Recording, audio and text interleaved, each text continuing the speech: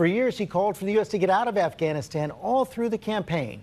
He complained that our troops are stuck in a war we are not winning, suggesting strongly that putting America first would mean pulling back from Afghanistan. But Cecilia Vega, our senior White House correspondent, the three generals playing such prominent roles in the Trump administration, Defense Secretary James Mattis, National Security Advisor H.R. McMaster, and the new Chief of Staff John Kelly, have apparently persuaded the president against his gut to do more, not less. Yeah, George, this was not an easy decision for President Trump. And in fact, fellow Republicans have blasted him for taking so long to make up his mind. You know, increased troops. If he ends up doing that, this would mark a major shift for him. Back in 2013, before he even announced his candidacy, he said we should withdraw. Afghanistan is a waste of money. As president, he's taken a much more measured tone. But, George, I'm told he had that meeting at Camp David on Friday where he finally made up his mind. And he was surrounded by those generals that you mentioned and his national security team, George. Just heard the ruffles and flourishes. The President of the United States. Now coming in to hail to the chief, let me bring in our chief global affairs anchor, Martha Raddatz, as well. Martha, the influence of these generals cannot be overstated. It really can't, and I think also the influence of Iraq. I think Donald Trump remembers what happened in Iraq, that Barack Obama took those troops out and ISIS moved in. Now the president. Vice President Pence, Secretary of State Tillerson, members of the Cabinet, General Dunford, Deputy Secretary Shanahan, and Colonel Duggan. Most especially, thank you to the men and women of Fort Myer and every member of the United States military at home and abroad. We send our thoughts and prayers to the families of our brave sailors who were injured and lost after a tragic collision at sea, as well as to those conducting the search and recovery efforts. I am here tonight to lay out our path forward in Afghanistan and South Asia. But before I provide the details of our new strategy, I want to say a few words to the service members here with us tonight, to those watching from their posts, and to all Americans listening at home. Since the founding of our republic, our country has produced a special class of heroes whose selflessness, courage, and resolve is unmatched in human history. American patriots from every generation have given their last breath on the battlefield for our nation and for our freedom. Through their lives, and though their lives were cut short, in their deeds they achieved total immortality. By following the heroic example of those who fought to preserve our republic, we can find the inspiration our country needs to unify, to heal, and to remain one nation under God.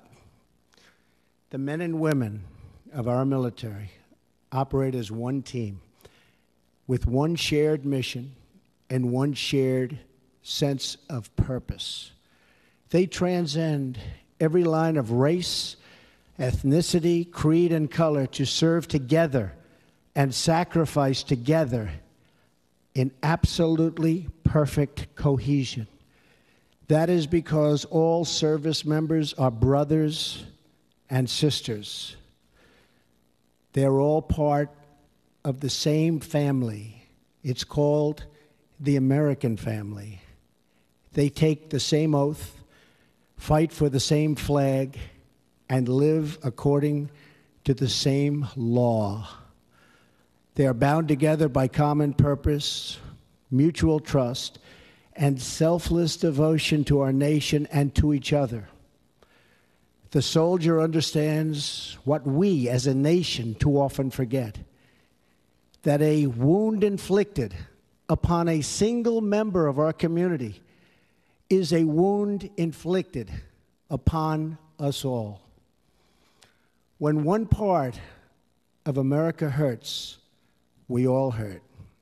And when one citizen suffers an injustice, we all suffer together. Loyalty to our nation demands loyalty to one another. Love for America requires love for all of its people. When we open our hearts to patriotism, there is no room for prejudice, no place for bigotry, and no tolerance for hate. The young men and women we send to fight our wars abroad deserve to return to a country that is not at war with itself at home. We cannot remain a force for peace in the world if we are not at peace with each other. As we send our bravest to defeat our enemies overseas, and we will always win, let us find the courage to heal our divisions within. Let us make a simple promise to the men and women we ask to fight in our name, that when they return home from battle, they will find a country that has renewed the sacred bonds of love and loyalty that unite us together as one. Thanks to the vigilance and skill of the American military and of our many allies throughout the world, horrors on the scale of September 11th, and nobody can ever forget that, have not been repeated on our shores. But we must acknowledge the reality I am here to talk about tonight, that nearly 16 years after September 11th attacks, after the extraordinary sacrifice of blood and treasure, the American people are weary of war without victory. Nowhere is this more evident than with the war in Afghanistan, the longest war in American history, 17 years. I share the American people's frustration.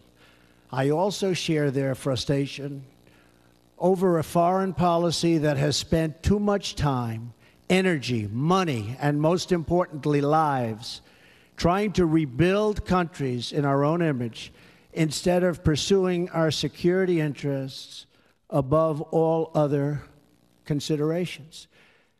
That is why, shortly after my inauguration, I directed Secretary of Defense Mattis and my national security team to undertake a comprehensive review of all strategic options in Afghanistan and South Asia. My original instinct was to pull out, and historically, I like following my instincts. But all my life, I've heard that decisions are much different when you sit behind the desk in the Oval Office. In other words, when you're President of the United States. So I studied Afghanistan in great detail and from every conceivable angle. After many meetings over many months, we held our final meeting last Friday at Camp David with my cabinet and generals to complete our strategy. I arrived at three fundamental conclusions about America's core interests in Afghanistan. First, our nation must seek an honorable and enduring outcome worthy of the tremendous sacrifices that have been made, especially the sacrifices of lives. The men and women who serve our nation in combat deserve a plan for victory. They deserve the tools they need and the trust they have earned to fight and to win. Second, the consequences of a rapid exit are both predictable and unacceptable. 9/11, the worst terrorist attack in our history, was planned and directed from Afghanistan because that country was ruled by a government that gave comfort and shelter to terrorists. A hasty withdrawal would create a vacuum that terrorists, including ISIS and Al-Qaeda, would instantly fill, just as happened before September 11th. And as we know, in 2011, America hastily and mistakenly withdrew from Iraq. As a result, our hard-won gains slipped back into the hands of terrorist enemies. Our soldiers watched as cities they had fought for and bled to liberate and won were occupied by a terrorist group called ISIS. The vacuum we created by leaving too soon gave safe haven for ISIS to spread, to grow, recruit, and launch attacks. We cannot repeat in Afghanistan the mistake our leaders made in Iraq. Third and finally, I concluded that the security threats we face in Afghanistan and the broader region are immense. Today, 20 U.S. designated foreign terrorist organizations are active in Afghanistan and Pakistan, the highest concentration in any region, anywhere in the world. For its part, Pakistan often gives safe haven to agents of chaos, violence, and terror. The threat is worse because Pakistan and India are two nuclear-armed states whose tense relations threaten to spiral into conflict, and that could happen.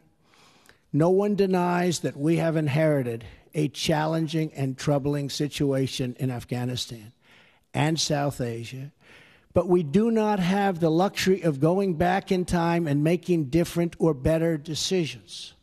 When I became president, I was given a bad and very complex hand, but I fully knew what I was getting into, big and intricate problems. But one way or another, these problems will be solved. I'm a problem solver. And in the end, we will win. We must address the reality of the world as it exists right now, the threats we face, and the confronting of all of the problems of today, and extremely predictable consequences of a hasty withdrawal. We need look no further than last week's vile, vicious attack in Barcelona to understand that terror groups will stop at nothing to commit the mass murder of innocent men, women, and children. You saw it for yourself. Horrible. As I outlined in my speech in Saudi Arabia 3 months ago, America and our partners are committed to stripping terrorists of their territory, cutting off their funding, and exposing the false allure of their evil ideology. Terrorists who slaughter innocent people will find no glory in this life or the next. They are nothing but thugs and criminals and predators and, that's right, losers. Working alongside our allies, we will break their will, dry up their recruitment, keep them from crossing our borders, and yes, we will defeat them, and we will defeat them handily. In Afghanistan and Pakistan, America's interests are clear. We must stop the resurgence of safe havens that enable terrorists to threaten America, and we must prevent nuclear weapons and materials from coming into the hands of terrorists and being used against us or anywhere in the world, for that matter. But to prosecute this war, we will learn from history. As a result of our comprehensive review, American strategy in Afghanistan and South Asia will change dramatically in the following ways. A core pillar of our new strategy is a shift from a time-based approach to one based on conditions. I've said it many times, how counterproductive it is for the United States to announce in advance the dates we intend to begin or end military options. We will not talk about numbers of troops or our plans for further military activities. Conditions on the ground, not arbitrary timetables, will guide our strategy from now on. America's enemies must never know our plans or believe they can wait us out. I will not say when we are going to attack, but attack we will. Another fundamental pillar of our new strategy is the integration of all instruments of American power, diplomatic, economic, and military, toward a successful outcome. Someday, after an effective military effort, perhaps it will be possible to have a political settlement that includes elements of the Taliban in Afghanistan. But nobody knows if or when that will ever happen. America will continue its support for the Afghan government and the Afghan military as they confront the Taliban in the field. Ultimately, it is up to the people of Afghanistan to take ownership of their future, to govern their society, and to achieve an everlasting peace. We are a partner and a friend, but we will not dictate to the Afghan people how to live or how to govern their own complex society. We are not nation building again. We are killing terrorists. The next pillar of our new strategy is to change the approach and how to deal with Pakistan. We can no longer be silent about Pakistan's safe havens for terrorist organizations, the Taliban, and other groups that pose a threat to the region and beyond. Pakistan has much to gain from partnering with our effort in Afghanistan. It has much to lose by continuing to harbor criminals and terrorists. In the past, Pakistan has been a valued partner. Our militaries have worked together against common enemies. The Pakistani people have suffered greatly from terrorism and extremism. We recognize those contributions and those sacrifices. But Pakistan has also sheltered the same organizations that try every single day to kill our people. We have been paying Pakistan billions and billions of dollars. At the same time, they are housing the very terrorists that we are fighting. But that will have to change, and that will change immediately. No partnership can survive a country's harboring of militants and terrorists who target U.S. service members and officials. It is time for Pakistan to demonstrate its commitment to civilization, order, and to peace. Another critical part of the South Asia strategy for America is to further develop its strategic partnership with India, the world's largest democracy and a key security and economic partner of the United States. We appreciate India's important contributions to stability in Afghanistan, but India makes billions of dollars in trade with the United States, and we want them to help us more with Afghanistan, especially in the area of economic assistance and development. We are committed to pursuing our shared objectives for peace and security in South Asia and the broader Indo-Pacific region. Finally, my administration will ensure that you, the brave defenders of the American people, will have the necessary tools and rules of engagement to make this strategy work and work effectively and work quickly. I have already lifted restrictions the previous administration placed on our warfighters that prevented the Secretary of Defense and our commanders in the field from fully and swiftly waging battle against the enemy. Micromanagement from Washington, D.C. does not win battles. They are won in the field, drawing upon the judgment and expertise of wartime commanders and frontline soldiers, acting in real time with real authority and with a clear mission to defeat the enemy. That's why we will also expand authority for American armed forces to target the terrorist and criminal networks that sow violence and chaos throughout Afghanistan. These killers need to know they have nowhere to hide, that no place is beyond the reach of American might and American arms. Retribution will be fast and powerful as we lift restrictions and expand authorities in the field. We are already seeing dramatic results in the campaign to defeat ISIS, including the liberation of Mosul in Iraq. Since my inauguration, we have achieved record-breaking success in that regard. We will also maximize sanctions and other financial and law enforcement actions against these networks to eliminate their ability to export terror.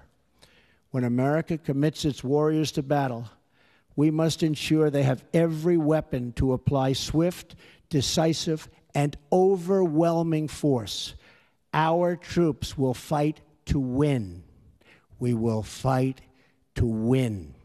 From now on, victory will have a clear definition: attacking our enemies, obliterating ISIS, crushing al-Qaeda, preventing the Taliban from taking over Afghanistan, and stopping mass terror attacks against America before they emerge. We will ask our NATO allies and global partners to support our new strategy with additional troop and funding increases in line with our own. We are confident they will.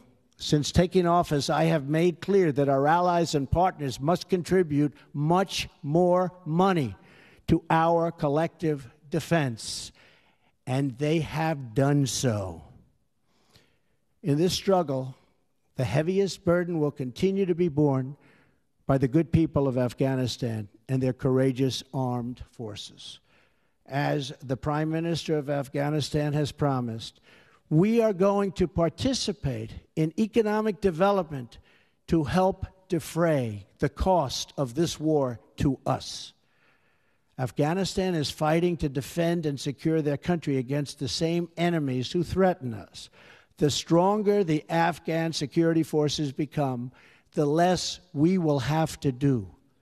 Afghans will secure and build their own nation and define their own future.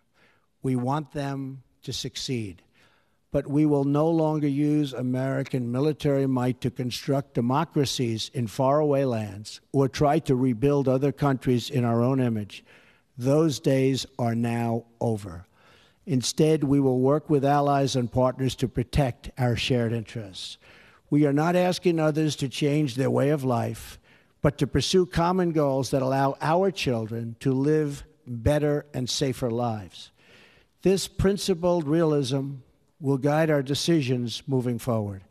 Military power alone will not bring peace to Afghanistan or stop the terrorist threat arising in that country. But strategically applied force aims to create the conditions for a political process to achieve a lasting peace. America will work with the Afghan government as long as we see determination and progress. However, our commitment is not unlimited, and our support is not a blank check. The government of Afghanistan must carry their share of the military, political, and economic burden. The American people expect to see real reforms, real progress, and real results. Our patience is not unlimited. We will keep our eyes wide open. In abiding by the oath I took on January 20th, I will remain steadfast in protecting American lives and American interests. In this effort, we will make common cause with any nation that chooses to stand and fight alongside us against this global threat. Terrorists, take heed. America will never let up until you are dealt a lasting defeat. Under my administration, many billions of dollars more is being spent on our military, and this includes vast amounts being spent on our nuclear arsenal and missile defense. In every generation, we have faced down evil, and we have always prevailed. We prevailed because we know who we are and what we are fighting for. Not far from where we are gathered tonight, hundreds of thousands of America's greatest patriots lay in eternal rest at Arlington National Cemetery. There is more courage, sacrifice, and love in those hallowed grounds than in any other spot on the face of the earth. Many of those who have fought and died in Afghanistan enlisted in the months after September 11th, 2001. They volunteered for a simple reason.